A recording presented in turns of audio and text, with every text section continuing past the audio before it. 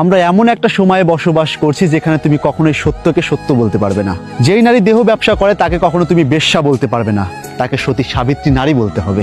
যে ব্যক্তি ঘুষ খায় সেই ব্যক্তিকে কখনোই তুমি ঘুষখোর বলতে পারবে না, তাকে বলতে হবে সম্মানী। যে লোকটা মিথ্যে প্রতিশ্রুতি দেখিয়ে টাকার বিনিময়ে অন্য দেশে পাঠায় তাকে কখনো দালাল বলা যাবে না, তাকে বলতে হবে পরোপকারী। যেই ব্যক্তি দেশের কোটি কোটি টাকা বাইরের দেশে পাচার করলো তাকে কখনো চোর বলা যাবে না, কারণ সে তো সম্মানীয় ব্যক্তি। যে মেয়ে একাধিক ছেলের সঙ্গে বেড শেয়ার করে তাকে কখনো 12 ভাতারি বলা যাবে না, তাকে সৎ চরিত্রের মেয়ে বলতে হবে।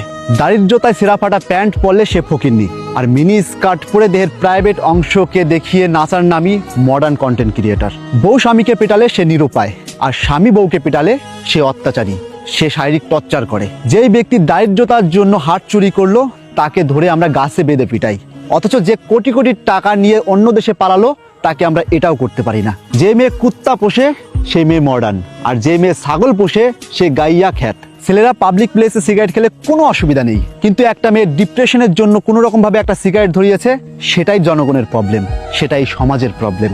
যেই ছেলেটা ফ্যামিলি চালাতে ফুটপাতে একটা খাবারের দোকান দিল তাকে আমরা ট্যাবো করি, তাকে আমরা অন্য চোখে দেখি। কিন্তু যেই লোকটা একটা রেস্টুরেন্ট দিল তাকে আমরা বাহবা দেই, আমরা ধরে নেই সেই সফল।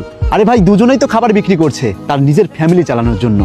মেয়ে মাকে অত্যাচার করলে সেটা ভালোবাসা, সেটা মেয়ের অধিকার, আর বৌমা যদি একটু কিছু বলে সেটাই অত্যাচার।